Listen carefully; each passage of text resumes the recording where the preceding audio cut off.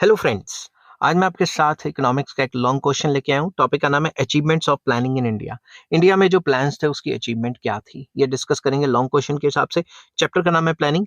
और शुरू करने से पहले बता दूं कि इस चैप्टर के सारे लिंक्स आपको डिस्क्रिप्शन में मिल जाएंगे। तो सबसे पहले आपने क्या करना है, थोड़ा सा इंट्रोडक्शन लिखना है, फिर फॉलोइंग पॉइंट्स आएंगे लॉन्ग क्वेश्चन के हिसाब से। यही the Indian economy has been developing continuously over the past 7 decades. अब हम ये कह सकते हैं कि कई जो पास्ट 7 डेकेड्स हैं इसमें इंडियन इकोनॉमी काफी अच्छे तरीके से लगातार डेवलप करती जा रही है। It has achieved an extremely positive and vibrant growth in all the sectors, that is agriculture, manufacturing and the service sectors. तकरीबन तीनों के तीनों सेक्टर्स में, जो कि एग्रीकल्चर सेक्टर है, जो सेकेंडरी सेक्टर मतलब manufacturing sector and service sector, तीनों सेक्टर्स में काफी अच्छा काम हुआ है। Indian economy has experienced several changes and improvements as a result of economic planning in India. तो प्लानिंग की वजह से काफी ज्यादा इंप्रूवमेंट और सेवरल चेंजेस हुए हैं हमारे तीनों के तीनों सेक्टर्स में। Some of the changes have put the economy on the course of increase production and productivity. इनमें में से कुछ स्टेप्स की वजह से हमारी प्रोडक्शन एंड प्रोडक्टिविटी कई गुना बढ़ गई है। Others have brought about structural changes in the economy. बाकी जो प्लान बने इनकी वजह से इकोनॉमी के स्ट्रक्चरल चेंजेस आए। Most of these changes are of permanent nature which are capable of holding sustained economic growth. तो ये जो चेंजेस आए ये परमानेंट नेचर के थे और इनकी वजह से लगातार इकोनॉमी ग्रो करती गई।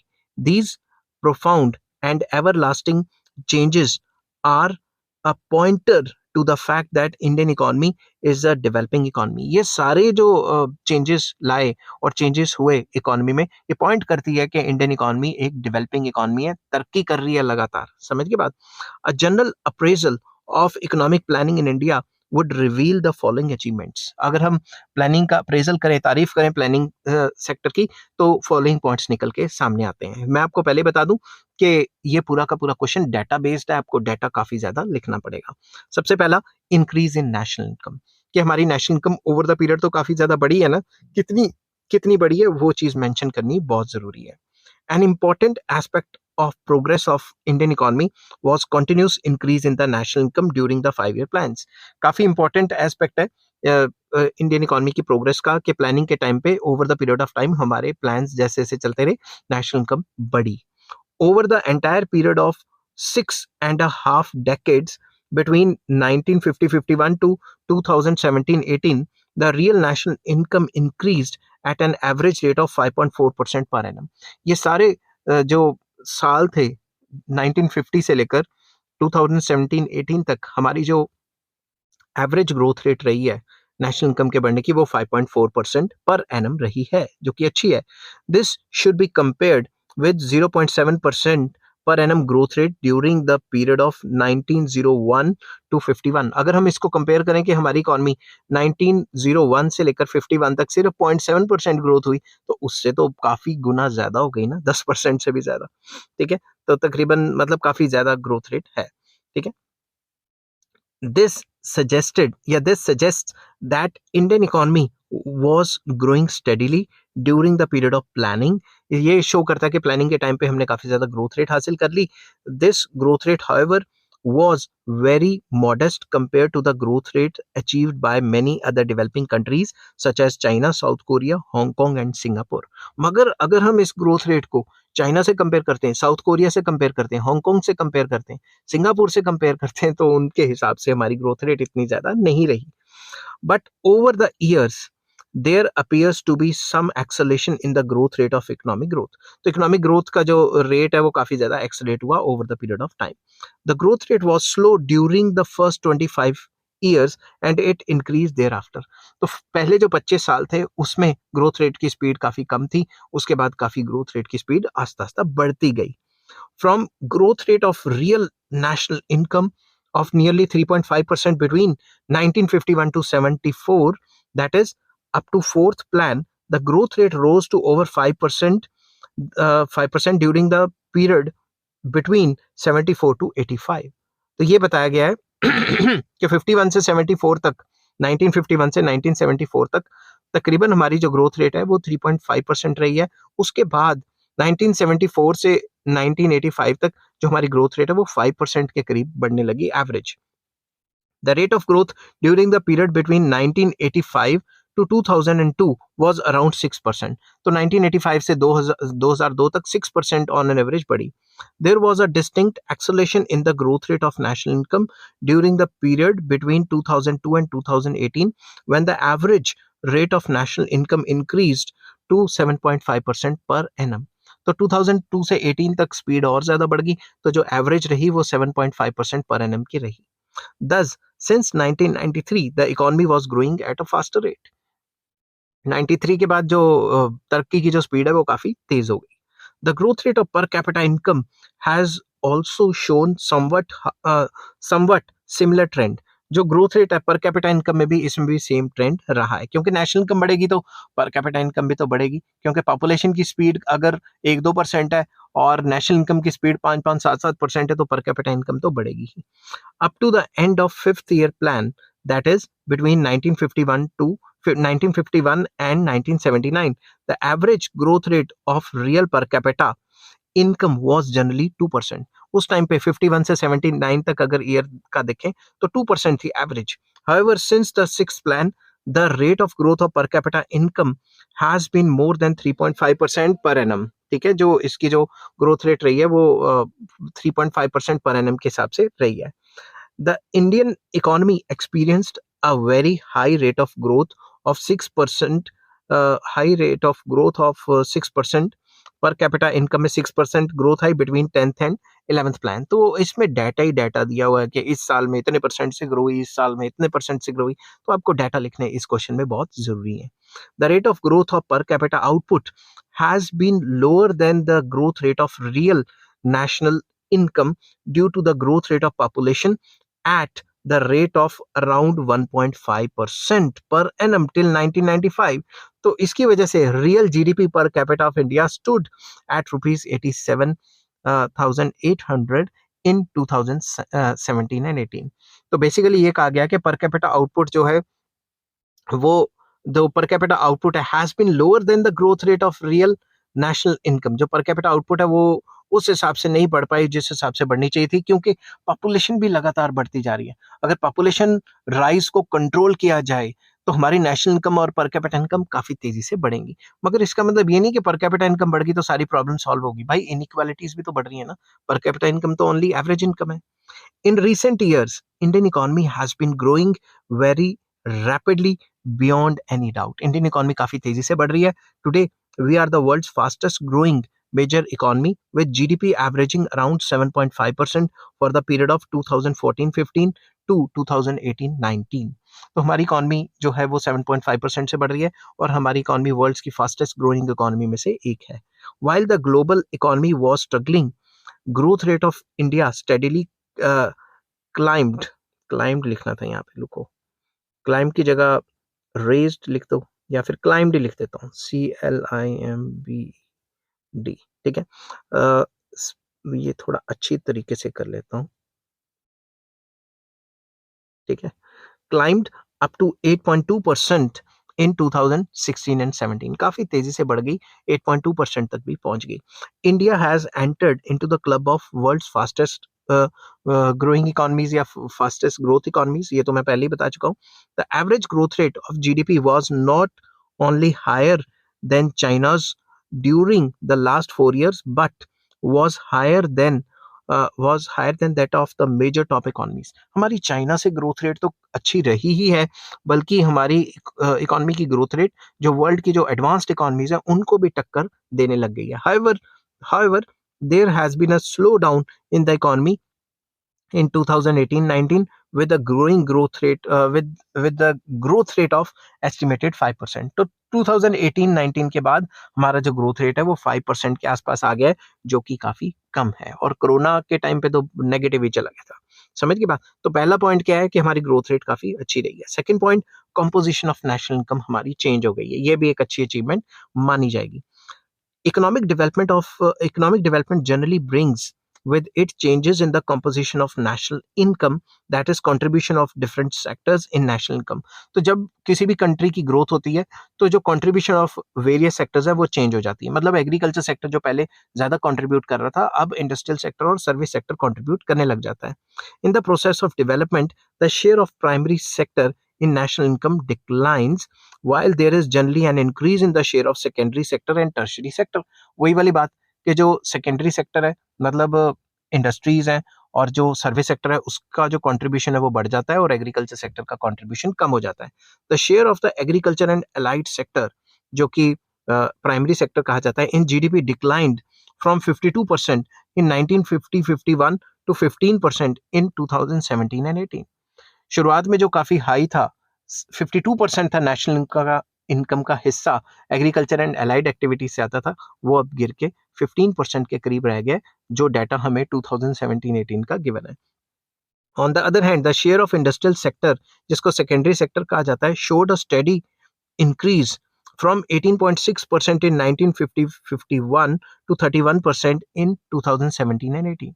तो बेसिकली जो जब प्लान शुरू हुआ था तब 18% के करीब था, 18.6%, और 2017-18 में ये 31% जो है कंट्रीब्यूट करता है, जो कि काफी ज्यादा है. Similarly the share of service sector जिसको टर्शियरी सेक्टर कहा जाता है इंक्रीज शार्पली फ्रॉम 29.5% जो कि 1950-51 में था, जो कि अब 53.9% हो गया है 2017-18 में. तो सर्विस सेक्टर ने भी काफी अच्छा काम किया. The rising share of the industrial and the service sector and declining share of the agriculture sector over a period of 6.5 decades is an unmistakably proof of the developing nature of the Indian economy. जैसा कि मैंने पहले कहा था, जैसे कि लगातार agriculture sector का कंट्रीब्यूशन जीडीपी में कम होता जा रहा है और इंडस्ट्रियल सेक्टर और जो सर्विस सेक्टर है उसका कंट्रीब्यूशन लगातार बढ़ता जा रहा है, ये हमें दिखाता है कि हमारी इकोनॉमी लगातार जो है वो डेवलप कर रही है. थर्ड पॉइंट आ जाता है हमारा growth in agricultural and industrial production. जो एग्रीकल्चर प्रोडक्शन है और इंडस्ट्रियल प्रोडक्शन है वो भी काफी बढ़ गई. थोड़ा बहुत इसमें डाटा भी लिखेंगे. Increase in agriculture and industrial production has been particularly noteworthy. इनको नोट कर लेना चाहिए क्योंकि बहुत अच्छा रहा है ये, ठीक है ना. The annual growth rate of the agriculture output has been between 2.5% to 3.5% during the period of planning. जितने साल भी प्लान बनाए तो 2.5% से 3.5% तक हमारी पर ईयर पर एनम जिसको कहते हैं वो एग्रीकल्चर की आउटपुट बढ़ी है. This is significantly higher than 0.3% per annum growth rate before independence. Before independence पे सिर्फ 0.3% पर एनम ग्रोथ रेट होती थी, उससे तो 2.5 to 3.5% ग्रोथ रेट काफी अच्छी है. The growth rate in the agriculture sector has been fluctuating in the recent year. ये जो growth rate है recent year में काफी fluctuate हुई है. This fluctuation is mainly due to the fact that agriculture in India is still dependent on the rainfall. ये agriculture की production fluctuate क्यों हुई है? क्योंकि अभी भी इंडिया में जो एग्रीकल्चर की प्रोडक्शन है वो मॉनसून और रेनफॉल पे डिपेंड करती है. Equally significant is the fact that industrial output increased at a rate of 6% per annum during the period between 1950 to 51 and 2000 to 2001 as compared to the growth rate of only 2% before independence. 1950-51 से 2001 तक 6% से grow किया, बल्कि अगर हम पुराना देखें before independence हम सिर्फ 2% से ग्रो कर रहे थे. तो एग्रीकल्चर सेक्टर और इंडस्ट्रियल सेक्टर ने काफी अच्छी परफॉर्मेंस दी है during plans. The industrial sector experienced an average annual growth rate of over 8% during the plan period between 2004 to 2005 and 2016 to 2017. तो 2004-5 से लेकर 16-17 तक देखें तो 8% से ग्रोथ रेट हुई है. However, growth rate of industrial output came down considerably to around 6% in 2017-18 due to recessionary conditions in the major economies of the world. तो 2017-18 के बाद थोड़ा सा जो major economies of the world है उसमें रिसेशन आ गया, जिसकी वजह से हमारी जो ग्रोथ रेट ऑफ आउटपुट है वो तकरीबन 6% चली गई हुई है. नेक्स्ट पॉइंट आता है changes in agriculture sector. Agriculture sector में काफी ज्यादा चेंजेस आए. क्या क्या है डिस्कस करते हैं. Indian agriculture experience significant changes particularly during the last 2 decades. पिछले 20 सालों में काफी ज्यादा चेंजेस आए हैं. Subsistence farming has given place to market oriented agriculture. जो पहले सब्सिस्टेंस फार्मिंग थी मतलब किसान अपने लिए उगाते थे और खुद ही खा जाते थे, अब वो मार्केट ओरिएंटेशन शुरू हो गई, मतलब ज्यादातर किसान मार्केट में बेचने के लिए कमाते हैं. Indian agriculture is increasingly becoming technologically oriented. तो इंडियन एग्रीकल्चर में अब ज्यादा से ज्यादा टेक्नोलॉजी का इस्तेमाल होना शुरू हो गया है. Farmers have become responsive to new technologies and new policies. जब भी कोई नई पॉलिसी आती है और नई टेक्नोलॉजी आती है, फार्मर्स क्विकली रिस्पॉन्ड करते हैं और उसको अपना लेते हैं. The use of farm machinery such as tractors, harvesters, etc. has been increasing over the years. तो मॉडर्न टेक्नोलॉजी का इस्तेमाल करना over the period of time लगातार बढ़ता जा रहा है. ज्यादा से ज्यादा ट्रैक्टर, हार्वेस्टर्स एटसेट्रा यूज किए जा रहे हैं एग्रीकल्चर में. The use of modernized inputs such as high yielding variety seeds, fertilizers and pesticides has increased. तो हाई yielding variety seeds जो है उनका भी इस्तेमाल बढ़ गया, फर्टिलाइजर, पेस्टिसाइड्स वगैरह इन सब का इस्तेमाल बढ़ गया. हालांकि एनवायरनमेंट के लिए ये फर्टिलाइजर और ये पेस्टिसाइड्स वगैरह इतने ज्यादा सही नहीं होते और आजकल इनके यूज को डिस्कार्ड किया जा रहा है. Irrigation facilities have expanded significantly during the period of 5 year plans. तो इरिगेशन फैसिलिटीज भी काफी ज्यादा बढ़ी ताकि लोगों को पानी मिल जाए, ताकि डिपेंडेंस ऑन रेनफॉल कम हो जाए. Modernisation of Indian agriculture has been responsible for increased agricultural production and productivity. तो ये जो मॉडर्न इनपुट्स का यूज करना, मॉडर्नाइजेशन, जो मॉडर्न टेक्नोलॉजी का यूज करना, इसकी वजह से एग्रीकल्चर की प्रोडक्शन एंड प्रोडक्टिविटी काफी बढ़ गई है. Green revolution in the case of wheat and rice, and white revolution in case of milk and milk products have taken place in some states such as Punjab, Haryana, Maharashtra, etc. तो कई states में green revolution आई जिससे milk और rice की production काफी बढ़ गई. कई स्टेट्स में व्हाइट रेवोल्यूशन आया, गुजरात वगैरह में, पंजाब में, जिसकी वजह से महाराष्ट्र, हरियाणा, पंजाब और गुजरात में भी व्हाइट रेवोल्यूशन आया था, जैसे मिल्क की प्रोडक्शन काफी गुना बढ़ गई, मिल्क एंड मिल्क प्रोडक्ट्स की. ठीक है. Production of food grains increased from nearly 51 million tons in 1950-51 to the record high of about 285 million tons in 2017 and 18. तो ये बताना है कि 1950 1950-51 में इतने थे जी, और अब इतना ज़्यादा जो है फूड ग्रेन्स की प्रोडक्शन बढ़ गई है. तो डाटा बहुत ज़्यादा इंपॉर्टेंट है इस क्वेश्चन में. Green revolution has ensured self sufficiency in food grains as well as food security for the increasing population. Green revolution की वजह से हम सेल्फ सफिशिएंट हो गए, अब बाहर से फूड ग्रेन्स मंगवाने की जरूरत नहीं है, और जितनी भी हमारी पॉपुलेशन है उसको फूड सिक्योरिटी है.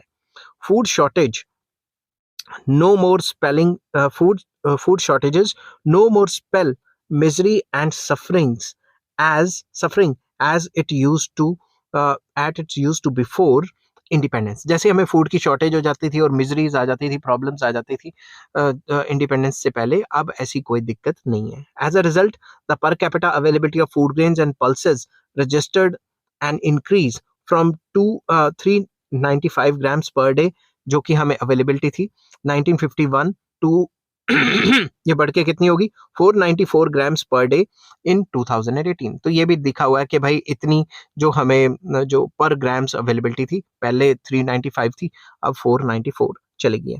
Famines have become things of past. Famines तो अब नहीं होते. Likewise the production of commercial crops such as sugar cane, cotton, jute etcetera registered large increase since 1951 50-51. तो बेसिकली जो कमर्शियल क्रॉप्स हैं लाइक शुगर केन या फिर कॉटन, जूट वगैरह, इनकी प्रोडक्शन भी काफ़ी तेज़ी से बढ़ी है. White revolution has enabled the country to be self sufficient in milk production. White revolution के आने की वजह से सरकार सब्सिडीज वगैरह देती है, ठीक है ना, ताकि आप काउज वगैरह, बफेलोज वगैरह पाल सके और मिल्क को प्रोड्यूस कर सके, जिसकी वजह से वाइट रेवोल्यूशन आया और इससे हम सेल्फ सफिशिएंट हो गए मिल्क एंड मिल्क के प्रोडक्शन और इसके प्रोडक्ट्स के लिए. Network of agricultural research institutions in India has been increased and it is regarded as one of the largest in the world. तो जो भी जो एग्रीकल्चरल रिसर्च इंस्टीट्यूशंस हैं वो पूरे इंडिया में फैलाए गए और ये माना जाता है कि पूरे वर्ल्ड में सबसे ज़्यादा एग्रीकल्चर के रिसर्च इंस्टीट्यूशंस इंडिया में पाए जाते हैं, ये माना जाता है. ठीक है. अब नेक्स्ट आ जाता है change in industrial scenario. Industrial scenario भी लगातार चेंज होता गया. कैसे? The most striking feature of Indian industrialization is the extent of diversification it has achieved during the 5 year plan. 5 year plan के अंदर इंडिया ने इंडस्ट्रियल सेक्टर में काफी डाइवर्सिफिकेशन हासिल कर ली. पहले तो फ्यू गुड्स बनाता था, अब तो कई टाइप के गुड्स बनाने शुरू कर दिए. India experienced numerous changes in industrial sector during the plan period. क्या क्या चेंजेस आए वो नीचे डिस्कस करेंगे. As a result, India has emerged as a leading industrial country in the world. तो फॉलोइंग चेंजेस की वजह से, मेन चेंजेस जो है वो डिस्कस करूंगा, इन चेंजेस की वजह से इंडिया एक लीडिंग इंडस्ट्रियल कंट्री बन गई वर्ल्ड में. The main changes are as follows. Number A, India has achieved a well developed industrial base with the development of heavy capital goods and machine making industries. तो सबसे पहले planning के under capital goods industries बढ़ाई गई ताकि वो मशीनें ज्यादा बनाएं, ताकि काम अच्छा चले, हैवी इंडस्ट्रीज टाइप, ठीक है। A variety of products such as iron and steel, engineering goods, metal and metal products, etc., which were imported earlier, are now produced within the country itself. तो बेसिकली जो चीजें बाहर से पहले मंगवाई जाती थी, जैसे engineering goods, iron and steel, metal and metal products, वो विद इन द कंट्री बनाने शुरू हो गए, ठीक है। Growth of industries producing capital goods was very impressive Indeed. जो कैपिटल गुड्स की इंडस्ट्रीज थी उसकी ग्रोथ भी काफी इंप्रेसिव थी। Between 1950-51 and 2011-12, there has been an 83-fold increase in the production of finished steel and a 240-fold increase in the production of aluminium. तो steel की production 83 times बढ़ गई 2050 से लेकर, अब देखें अब तो लेटेस्ट डाटा के हिसाब से थोड़ी और ज्यादा होगी। और जो एल्यूमिनियम है उसकी प्रोडक्शन 240 टाइम्स बढ़ गई।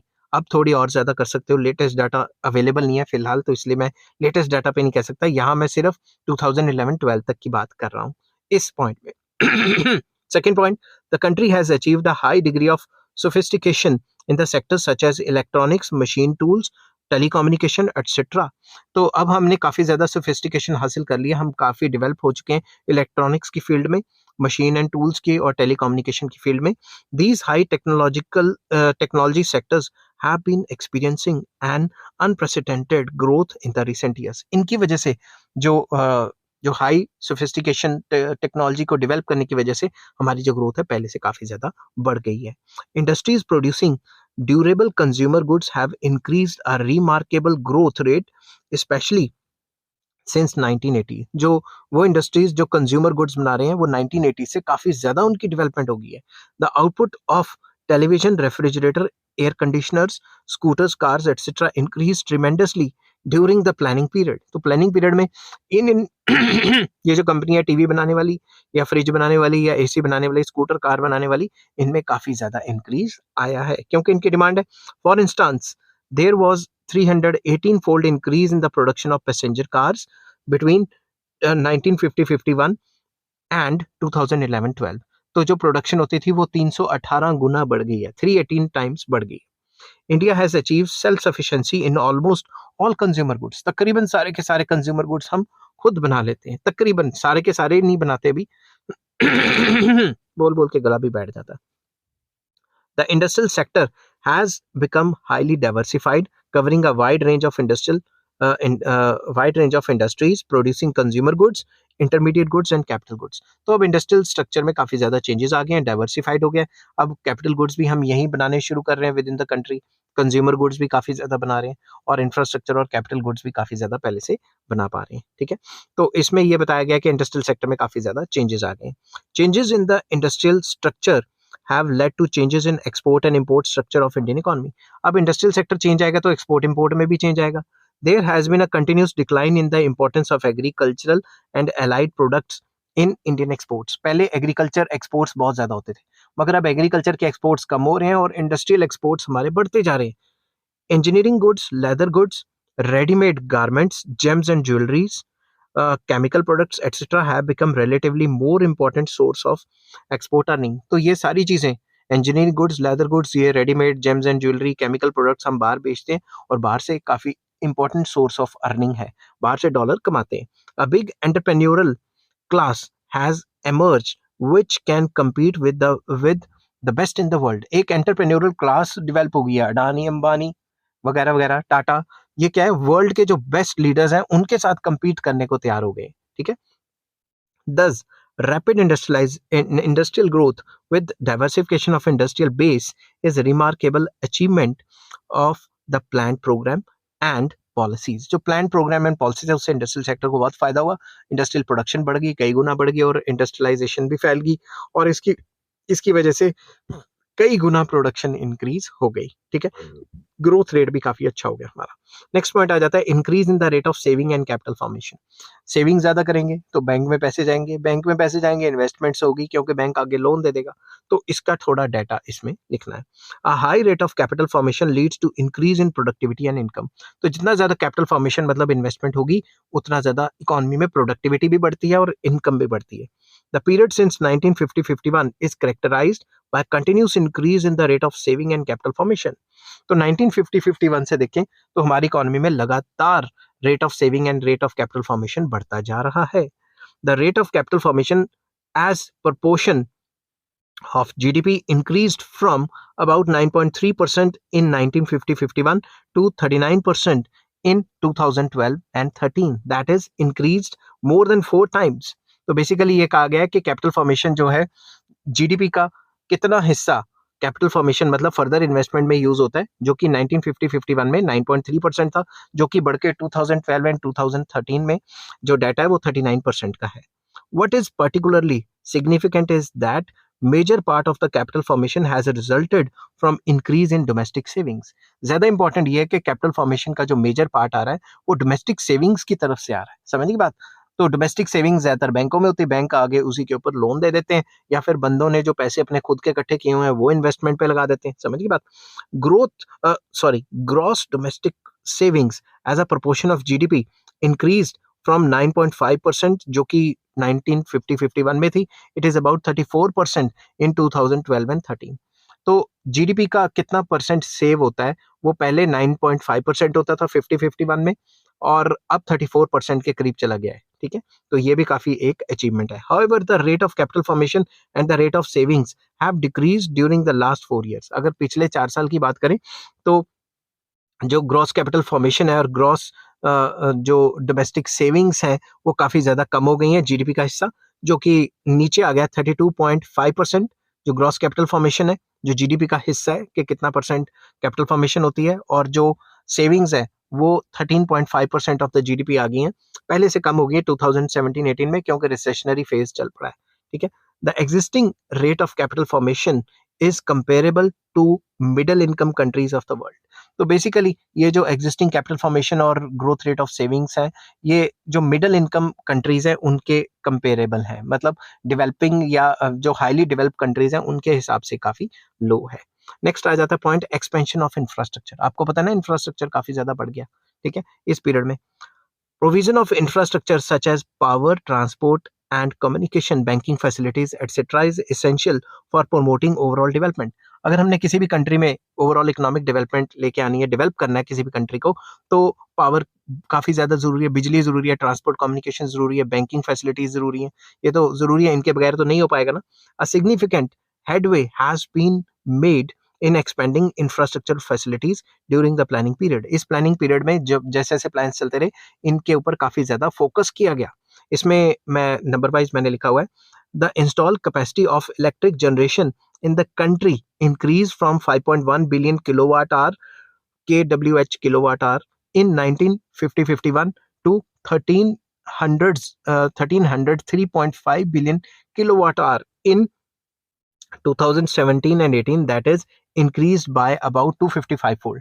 तो डाटे के हिसाब से जो 1950-51 में काम कर रहे थे और जो 2017-18 का जो डाटा हमें मिला उसके हिसाब से 255 टाइम्स जो है बिजली बनानी ज्यादा कर दी है। ठीक है, नेक्स्ट आ जाता है gross irrigated area in the country increase from 22.5 million hectare in 1950-51 to 96.6 million hectare by the end of 2015 and 16, which implies an increase of over fourfold। However, despite increase in the area under irrigation, gross irrigated area constituted only about 49% of the gross cropped area। Simple words में अगर समझाना हो कि 1950-51 में जो 22.5 million hectare थे वो irrigated थे, इरिगेशन के अंडर आते थे, जो कि 2015-16 में बढ़ के 96.6 मिलियन हेक्टेयर हो गए, 4 गुना बढ़ गए तकरीबन। मगर अभी भी हम ये माने कि जो ग्रॉस इरिगेटेड एरिया है वो टोटल जो क्रॉप्ड एरिया उसका सिर्फ 49% है। इसको और ज्यादा अच्छा करना होगा ताकि डिपेंडेंस ऑन रेनफॉल कम हो जाए। ट्रांसपोर्ट, थर्ड पॉइंट है transport facilities have shown a significant improvement in the extension of roads, railway tracks, railway engines and wagons and rise in the production capacity of road vehicles etc. तो मतलब transport communication भी काफ़ी अच्छा हुआ है, railway tracks भी बने हैं, रेलवे इंजन्स भी बने हैं, वैगन्स भी बने हैं और रोड्स भी पहले से बेटर होती जा रही हैं. India's road network increased by about 14.7 times from a little more than 4 lakh kilometer in 1950-51 to 58.9 lakh kilometer in March 2018. तो 1950-51 में 4 लाख किलोमीटर था, जो कि बढ़ के 2018 में 58.9 लाख किलोमीटर हो गया, जो कि आगे भी बढ़ता ही रहेगा क्योंकि रोड्स तो बनती हैं, making it the second largest road network in the world. हमारा जो है इंडिया का जो रोड नेटवर्क है वो सेकंड लार्जेस्ट है वर्ल्ड में. The route length of Indian railways increased by a moderate amount from 53,600 kilometres, जो कि 1950-51 में थे, वो बढ़ के 66,900 किलोमीटर हुए, जो कि मार्च 2018 में हम हासिल कर पाए. However, the route length of the electrified railways, जो बिजली से ट्रेनें चलती हैं, उसमें रिमार्केबल इंक्रीज हुआ है, जो कि 400 किलोमीटर था 1950-51 में, वो बढ़ के 29,400 किलोमीटर हो गया मार्च 2018 में. ये काफ़ी ज़्यादा इंक्रीज आया है. About 43% of the railway network was electrified by March 2018. तो तकरीबन 43% रेलवे नेटवर्क जो है इलेक्ट्रीफाइड हो गया है. ठीक है, मतलब बिजली से चलने वाली ट्रेनें बढ़ा दी हैं. Equally important is the fact that railway freight traffic increased by about 12.5 times and passenger traffic by about 6.4 times during the planning period. मतलब लोग 6.4% ज़्यादा सफ़र करने लगे, 6.4 टाइम्स गुना ज़्यादा सफ़र करते हैं, और जो पैसेंजर के अलावा जो गुड्स की ट्रांसपोर्ट होती है वो 12.5 गुना बढ़ गया है रेलवेज के थ्रू. ठीक है, अब there has been a significant progress in the shipping and civil aviation sectors as well. तो शिपिंग जो है वो भी काफ़ी ज़्यादा अच्छी हो गई है. शिपिंग के साथ साथ जो सिविल एविएशन है, एरोप्लेन्स वगैरह है, वो भी काफ़ी ज़्यादा बेटर हो गए. मतलब ट्रांसपोर्ट कम्युनिकेशन ओवरऑल अच्छी हो गई. फोर्थ पॉइंट, डी पॉइंट आ जाता है, the progress of communication services has been equally impressive. ठीक है, कम्युनिकेशन भी अच्छा हो गया. India's communication network has come of age with the use of advanced and highly sophisticated technology. Telephone technology has undergone a revolutionary change after 1995. 1995 के बाद telephone industry में, communication industry में इतना ज़्यादा चेंज आया कि पोस्ट ऑफिस की तो बैंड ही बज गई. व्हाट्सएप आ गया है आजकल के ज़माने में. टेलीफोन्स पहले बहुत रेयर पाए जाते थे, अब हर घर में टेलीफोन. अब टेलीफोन का रिवाज खत्म हो गया, मोबाइल का आ गया. ठीक है ना कल्चर. तो today the Indian telecom network is the second largest in the world after China with 1148 million cellular subscribers and 776 million internet subscribers as of 31st दिसंबर 2020. तो इससे ये पता लगा कि फ़ोन्स भी बहुत ज़्यादा आ गए हैं, इंटरनेट की फैसिलिटीज़ भी बहुत बढ़ गई है. डाटा को आप ऐड कर सकते हैं क्योंकि उससे आपका क्वेश्चन बहुत ही सुंदर हो जाता है. Fifth point, likewise, the finance and banking sector in the country has made an impressive expansion. तो इंफ्रास्ट्रक्चर में बैंकिंग एंड फाइनेंस भी तो आ गया ना, इसमें भी काफ़ी ज़्यादा इंक्रीज है. There has been a phenomenal increase in the number of branches of commercial banks since the nationalization of leading banks in 1969. 1969 में जो नेशनलाइजेशन बैंक्स आई थी तब से लेकर अब तक देखें तो नंबर ऑफ ब्रांचेस कई गुना बढ़ गई हैं. The number of branches increased from 8260 in June 1969 to over 1,42,400 in June 2018, implying over 17 times increase. इससे ये लग रहा है कि 17 times से भी ज़्यादा बढ़ गया है.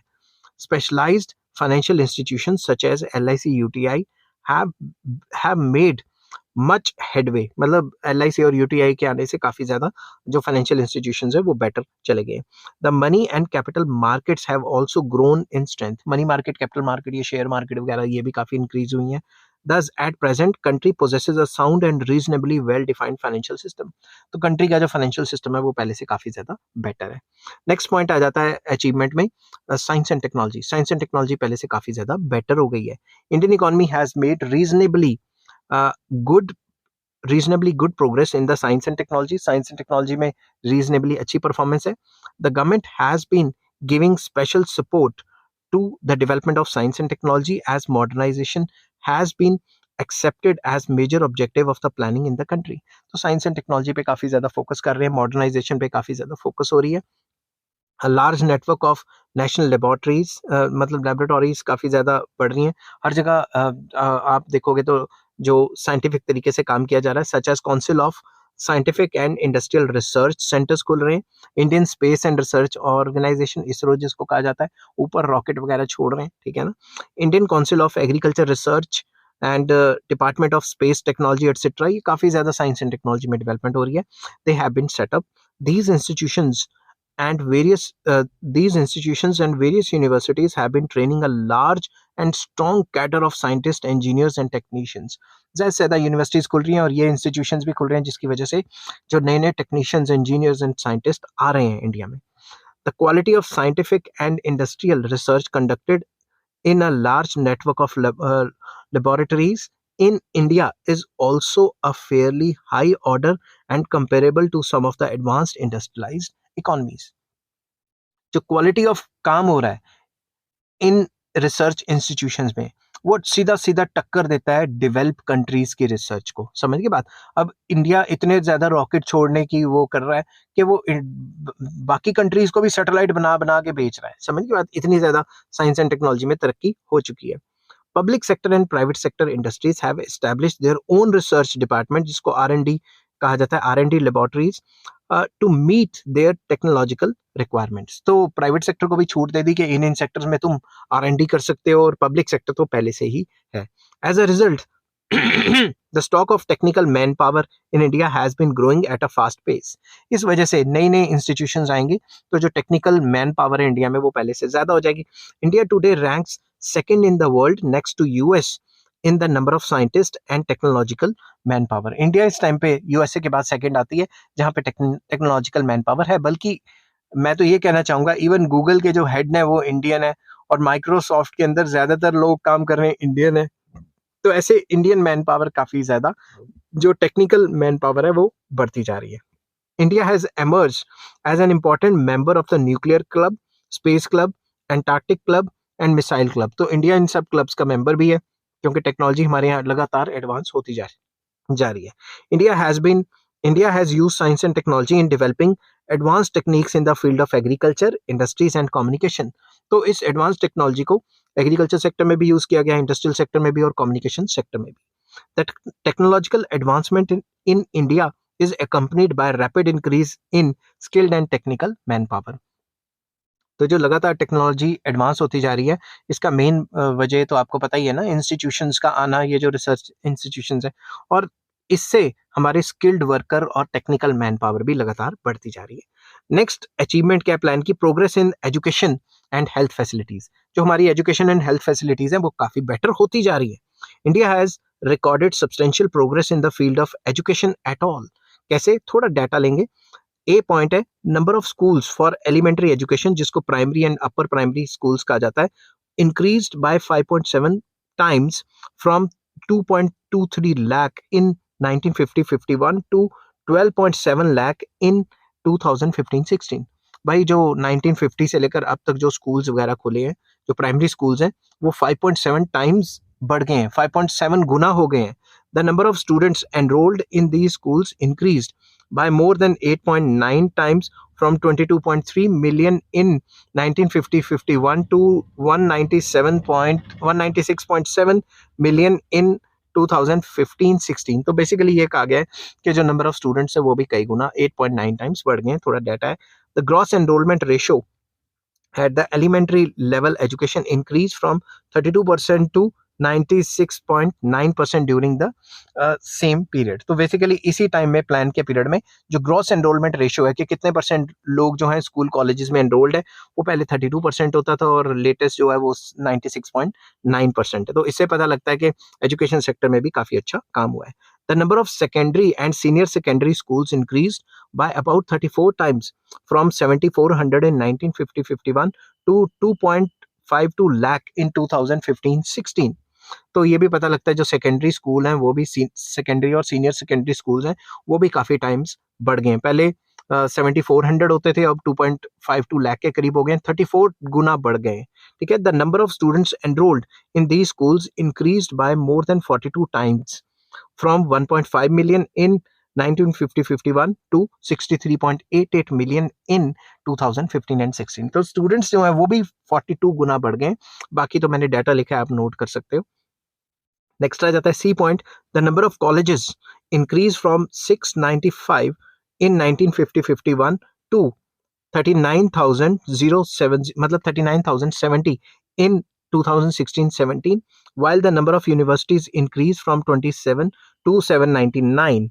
The number of students enrolled in higher education institutions increased from 4 lakh to 4 lakh in 1950-51 to 34.6 million इन 2016-17। तो सी पॉइंट में ये बताया गया कि भाई यूनिवर्सिटीज़ भी बढ़ गई हैं, कॉलेजेस भी बढ़ गए हैं, जो एजुकेशन इंस्टीट्यूशन है उसमें स्टूडेंट्स पहले जो 4 लाख के करीब होते थे अब 34.6 मिलियन जो है स्टूडेंट्स हो गए।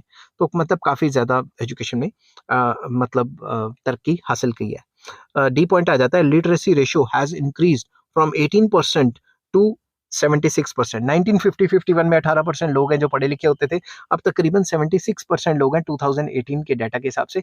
लेटेस्ट सर्वे जब भी होगा सेंसस तो उसके हिसाब से ये डाटा चेंज हो जाएगा। ई पॉइंट है, in the sphere of health also the experience is almost similar. Health sector में भी काफी अच्छा काम हुआ है। The number of doctors increase by about 23 times between 1950-51 and 2018। Availability of doctors पर 1 lakh persons has increased from 17 in 1950-51 to 80 in 2018। तो basically ये बताया गया डॉक्टर्स जो है मेडिकल फैसिलिटीज भी अच्छी हुई हैं। डॉक्टर्स की अवेलेबिलिटी पहले 1 लाख के पीछे सिर्फ 17 डॉक्टर्स होते थे, अब 80 डॉक्टर्स हो चुके हैं और ये टाइम आते आते ज़्यादा ही होगा। The number of government hospitals and dispensaries has increased by more than 9.5 times, and the number of hospital beds has increased by about 6 times between 1950-51 and 2017-18। तो ये बताया डिस्पेंसरीज भी काफ़ी बढ़ गई हैं, हॉस्पिटल्स भी, गवर्नमेंट हॉस्पिटल्स भी बढ़ गए हैं और जो बेड्स की अवेलेबिलिटी है वो भी पहले से बढ़ गई है।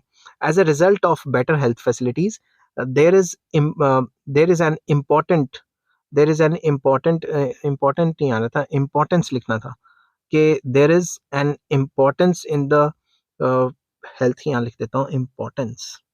देर is an importance in the health of the people. Basically ये बताया गया है कि थोड़ी इंग्लिश ऊपर नीचे होगी, मैं शायद मैच देख रहा था उस टाइम इसलिए ऊपर नीचे होगी। तो इसमें यह बताया कि हेल्थ फैसिलिटीज़ जो हैं वो काफ़ी अच्छी हो गई, उसकी वजह से लोगों की जो मतलब स्टैंडर्ड ऑफ लिविंग है वो ऑब्वियसली बढ़ जाता है। फॉर एग्जांपल लाइफ एक्सपेक्टेंसी जो 1950-51 में थी हमारी 32 ईयर्स की थी, जो बढ़ के 68.7 ईयर्स हो गई 2018 में। डेथ रेट जो थी वो 27.4 पर 1000 होती थी 1950-51 में, जो कि कम होकर 6.3 पर 1000 2018 में हो गई। तो मतलब डेथ रेट भी कम हो गई और जो एक्सपेक्टेंसी ऑफ लाइफ भी बढ़ गई। तो ये हमें दिखाता है कि हमने मेडिकल सेक्टर में या हेल्थ सेक्टर में अच्छा काम किया है। नेक्स्ट पॉइंट आ जाता है सेल्फ रिलायंस। बाहर से सामान मंगाने के बजाय विद इन द कंट्री बनाना शुरू किया। During the last 6.5 decades, India has made considerable progress in achieving the objective of self reliance। तो तकरीबन पिछले जब से आज़ादी हासिल की है, सेल्फ रिलायंस में हमने काफ़ी ज़्यादा इंपॉर्टेंट काम किए हैं। India is no longer dependent on other countries for the supply of food grains. हमें फूड ग्रेन्स के लिए किसी और के पास जाने की ज़रूरत नहीं है। Similarly India is able to produce large variety of consumer goods as well as capital goods. India जो उसके कंज्यूमर गुड्स और कैपिटल गुड्स उसको चाहिए वो खुद बना लेता है। Quite a number of consumer goods and capital goods imported earlier are being produced now indigenously as a result of industrialization and the policy of import substitution। India में industries इतनी ज़्यादा फैल गई कि जो चीज़ें बाहर से मंगवानी पड़ रही थी वो विद इन द कंट्री बन रही हैं और इम्पोर्ट सब्सटीट्यूशन की पॉलिसी की वजह से ये सारा कुछ हो पाया। इम्पोर्ट सब्सटीट्यूशन मतलब जो चीज़ें हम इम्पोर्ट कर रहे हैं उनके substitute within the country ही बनाने शुरू कर दें। The food grains reserves, foreign exchange reserves and large production capacity of industries producing capital goods have enabled the Indian economy to withstand various crises। तो इन सारी कैपेसिटी इंक्रीज की वजह से इंडिया जो है कई क्राइसिस से निकल के उभर के सामने आया। Dependence of country on foreign capital has also come down over the years, though we have not reached a situation of zero foreign aid। तो हमारी जो फॉरेन कंट्रीज के ऊपर डिपेंडेंस है वो भी over the period of time काफ़ी कम हो गई है, बल्कि हम ये नहीं कह सकते कि भाई बिल्कुल ही जीरो हो गई है, अभी भी फॉरेन डिपेंडेंस है। अब कंक्लूजन करेंगे। To sum up, Indian economy though still underdeveloped, is no longer a stagnant economy. अभी इंडियन इकोनॉमी भाई अंडर डेवलप तो मानी जाती है, कुछ लोग कहते हैं डेवलपिंग है, कुछ लोग कहते हैं अंडर डेवलप्ड है, वेरियस पैरामीटर्स हैं अलग अलग इकोनॉमिस्ट के. It has made modest to good progress in all the fields. कुछ तकरीबन फील्ड्स में पहले जो प्रोग्रेस नहीं थी अब काफी प्रोग्रेस होनी शुरू हो गई है. We further notice that Indian economy has undergone important structural changes since 1951. Structure में चेंज है, जो पहले एग्रीकल्चर सेक्टर पे ज्यादा कंट्रीब्यूशन होता था जीडीपी का, अब वो जो है सेकेंडरी सेक्टर मतलब manufacturing sector and service sector में चला गया है. On the whole the achievement of planning in India have put the economy on the road of development. हम ये कह सकते हैं कि प्लानिंग की अचीवमेंट ही तो है जो स्टेबल इकोनॉमी थी, स्टैग्नेंट इकोनॉमी थी, उसको ग्रोथ के पाथ पे ले आई. However the pace of change is much below our requirements and the impact of these changes is rather limited. तो जो चेंज आ रहा है वो हमारी रिक्वायरमेंट्स जितनी है चेंज करने की उससे थोड़ा सा कम है और काफी लिमिटेड चेंज आ रहा है जो कि काफी ज्यादा चेंज चाहिए. While there have been some areas of highly satisfactory achievements, there are also areas where the performance of the economy during the plans have been dismal. Simple words में कई areas में बहुत अच्छा काम हुआ है और कई एरियाज में इतना अच्छा काम ही नहीं हुआ है. जैसे प्राइस राइज को अभी तक कंट्रोल नहीं कर पाए, अनएम्प्लॉयमेंट को अभी तक कंट्रोल नहीं कर पाए, पॉवर्टी को अभी तक कंट्रोल नहीं कर पाए. तो इस वजह से 100% कामयाब हुई ये भी नहीं कह सकते. Nevertheless foundation of for the faster economic growth has led the economy has led मैं शुरू से पढ़ता हूँ. Nevertheless the foundation for faster economic growth has been led. तो हम ये भी नहीं कह सकते कि बिल्कुल ग्रोथ नहीं हुई, ये कह सकते हैं कि भाई जो इकोनॉमिक ग्रोथ है इसका जो फास्टर ग्रोथ है उसका जो फाउंडेशन स्टोन है वो तो हमने रख ही दिया है. The economy is definitely on the move and on the path of transition, moving slowly but surely from under development to development. तो लगातार इकोनॉमी बढ़ रही है, अंडर डेवलपमेंट से डेवलपमेंट पे तो जा ही रही है. Indian economy has performed very well vis-a-vis many other nations of the world. Indian economy में अगर बाकी नेशन से कंपेयर करें तो तकरीबन अच्छा ही परफॉर्म किया है. India has emerged as world's fastest growing economy among the major economies of the world. तो जो major economies of the world है उनके साथ के साथ कांधे से कांधा मिला के हमारी इकोनॉमी चलनी शुरू हो गई है. आई होप ये वीडियो लॉन्ग हो गई है बहुत ज्यादा, मगर इतना मटेरियल बोलना था और इतना डाटा लेना था तो लॉन्ग तो होनी ही थी. अगर आपको ये वीडियो पसंद आती है तो please like share and subscribe.